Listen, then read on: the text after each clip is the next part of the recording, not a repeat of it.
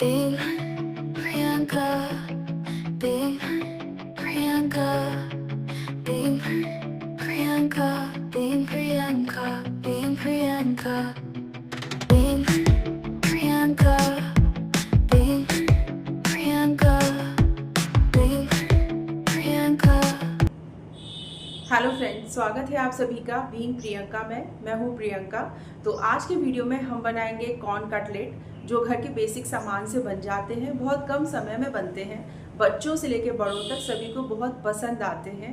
Party starter के रूप में भी आप इनको यूज़ कर सकते हैं, बच्चों के टिफ़िन में भी रख सकते हैं, या फिर आपका ये परफेक्ट टी टाइम स्नैक्स भी हो सकता है। और आज की वीडियो में मैं आपको बताऊंगी कि किस तरीके से आप इसको फ्रीज़र में स्टोर करके पूरे 1 महीने तक यूज़ कर सकते हैं। तो वीडियो को बिल्कुल भी ना छोड़ें। तो चलिए स्टार्ट करते हैं आज का वीडियो।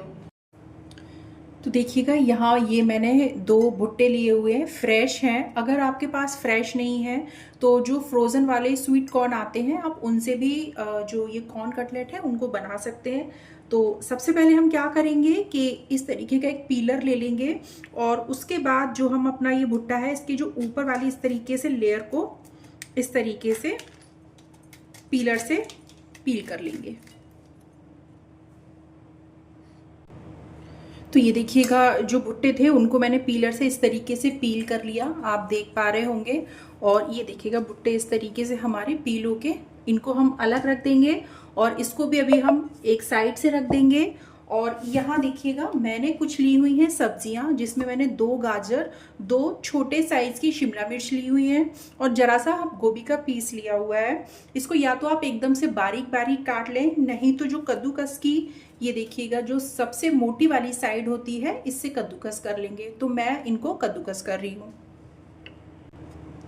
तो देखिएगा, सारी जो सब्जियां थी उनको मैंने कद्दूकस कर लिया है। अब इनको हम क्या करेंगे, जो बाउल जिसमें हमने ये कॉर्न को पील करके रखा हुआ था, इसी में हम ये सारी सब्जियों को ऐड कर देंगे।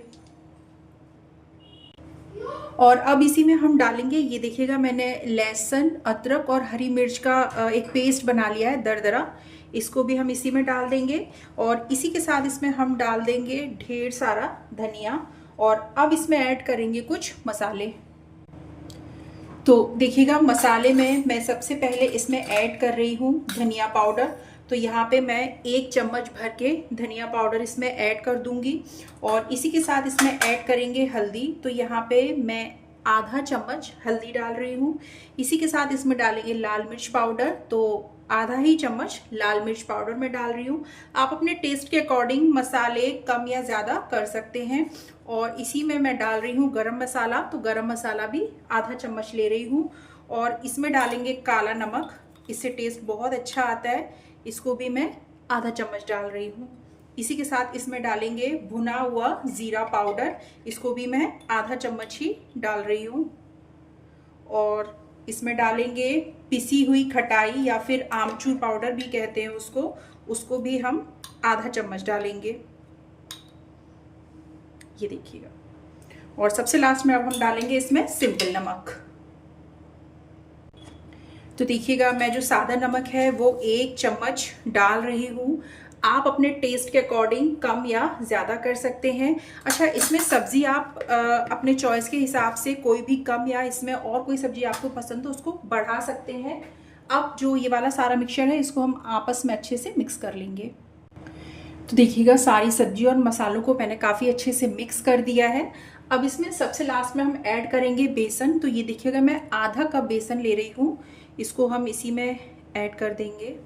और इसी के साथ इसमें ऐड करेंगे कॉर्न स्टार्च। तो ये मैंने 3 चम्मच भर के कॉर्न स्टार्च लिया हुआ है।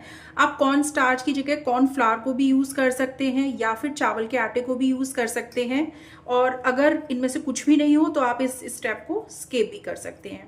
और बस अब हाथ से इसको हम अच्छे से मिक्स कर लेंगे। इसमें अलग से कोई भी पानी डालने की ज़रूरत नहीं है, क्योंकि जो सब्जियां हैं उनमें हमने नमक डाला है, मॉइस्चर अपने आप ही काफ़ी छूट जाएगा। तो देखिएगा, सारे जो मिक्सचर था उसको मैंने बहुत अच्छे से मिक्स कर दिया, और अलग से कोई भी पानी नहीं डाला है। हमें ज़्यादा बेसन नहीं डालना होता है इन कटलेट्स में। बस ये देखिएगा, ये देखिए, बाइंडिंग वाली पोजीशन में आ गए हैं। बस ऐसे ही हमको चाहिए थे। तो तो चलिए अब बनाते हैं इनके कटलेट। तो सबसे पहले हम क्या करेंगे, अपने हाथों को हल्का सा इस तरीके से चिकना कर लेंगे और कोई भी इस तरीके का स्पून वगैरह ले लें, ताकि क्या होगा कि आपके जो सारे कटलेट्स हैं वो एक ही साइज में बनेंगे, छोटे या बड़े नहीं होंगे, थोड़ा सा देखने में अच्छा लगता है। तो ये देखिएगा मैंने 1 चम्मच भर के ये मिक्सचर लिया हुआ है और अब इसको अच्छे से इस तरीके से बाइंड करके और हल्का सा हम इस तरीके से फैला के इसको कटलेट की शेप दे देंगे। तो ये देखिएगा आप देख पा रहे होंगे, इसी तरीके से हम सारे के कटलेट्स तैयार कर लेते हैं। तो देखिएगा कुछ कटलेट्स हैं जिनको कि मैंने तैयार कर लिया है। अब इनको हम क्या करेंगे कि ये देखिएगा इडली वाला स्टैंड है, इसको हम हल्का सा ग्रीस कर लेंगे और इसी में हम इन सारे कटलेट्स को प्लेस कर देंगे। अगर आपके पास इडली स्टैंड नहीं है तो आप किसी भी नॉर्मल जो घरों में हमारे स्टील की जाली होती है उसमें हल्का सा चिकनाई लगा के या ग्रीस करके इनको कटलेट्स को रख के और कढ़ाई में पानी गर्म करके स्टीम कर सकते हैं। कहने का मतलब ये है कि हमको जो ये हमारे कटलेट्स हैं उनको माफ़ कीजिएगा स्टीम करना है। तो ये देखिएगा एक एक करके हम सारे जो कटलेट्स हैं इनको इसमें प्लेस कर देंगे। तो देखिएगा सारे कटलेट्स हैं उनको मैंने इडली में स्टैंड में प्लेस कर दिया। चलिए चलते हैं अब इनको स्टीम करने के लिए।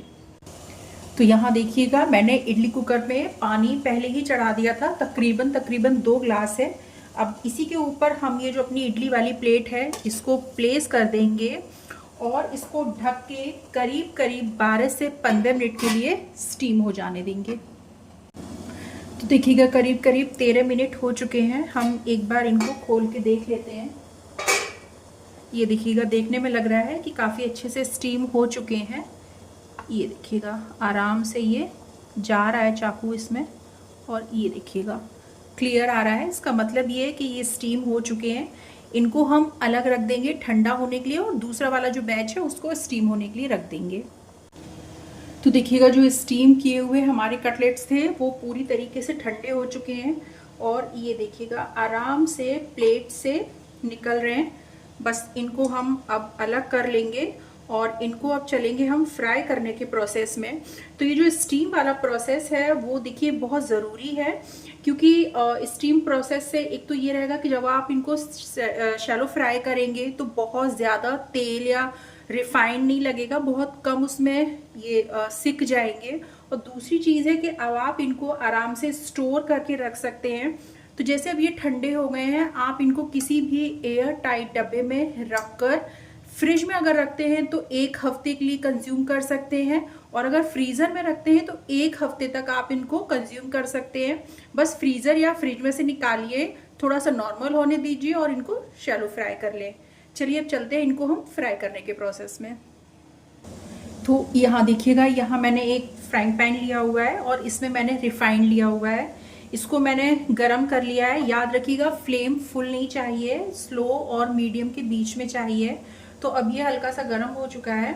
बस इसमें जो हमने ये स्टीम करके अपने कटलेट्स रखे हुए थे इनको आराम से प्लेस कर देंगे। एक बार में जितने आ पाएंगे हम उतने आराम से इनको इस तरीके से प्लेस करके और सिकने देंगे।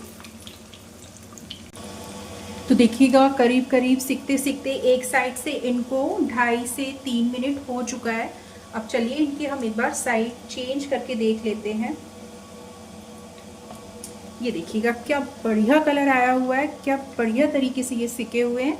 बस इसी तरीके से इन सभी की हम साइड चेंज कर देंगे और दूसरी तरफ से भी इसको करीब 2 से 2.5 मिनट तक सिकने देंगे। ये देखिएगा क्या क्रिस्पी, और जब मैं साइड ही चेंज करी हूँ तभी मुझे फील हो रहा है कि ये बहुत क्रिस्पी और बहुत टेस्टी है और बहुत अच्छे से सिक भी रहे हैं।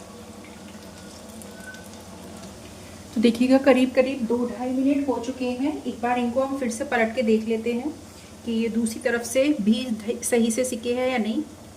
ये देखिएगा क्या बढ़िया कलर आया हुआ। मैं एक बार आपको पास से भी दिखा देती हूँ। ये देखिएगा क्या बढ़िया तरीके से ये सिक चुके हैं। तो हमारे ये जो कटलेट्स हैं वो सिक चुके हैं। इनको अब हम एक प्लेट में निकाल लेंगे। तो देखिएगा अब कटलेट्स मैंने एक प्लेट में निकाल लिए हैं। देखिए देखने में ही ये कितने यम्मी और टेस्टी लग रहे हैं और कितना अच्छे से सिके हुए हैं। मैंने दूसरा बैच भी इसमें दूसरी बार के लिए फ्राई होने के लिए डाल दिया है। बस इसी तरीके से हम सारे अपने कटलेट्स को तैयार कर लेंगे। तो ये था आज का वीडियो। आई होप कि आप लोगों को पसंद आया होगा। आज का वीडियो अगर आप लोगों को पसंद आए तो चैनल को लाइक करें, शेयर करें, सब्सक्राइब करें। अपना फीडबैक मुझे कमेंट बॉक्स में बिल्कुल दें, बहुत ज़रूरी है मेरे लिए। और अब आप मुझे इंस्टा पे भी फॉलो कर सकते हैं, जिसका कि लिंक मैं नीचे डिस्क्रिप्शन बॉक्स में दे रही हूँ। मिलते हैं अपने नेक्स्ट वीडियो में एक नई मज़ेदार रेसिपी के साथ। तब तक के लिए बाय।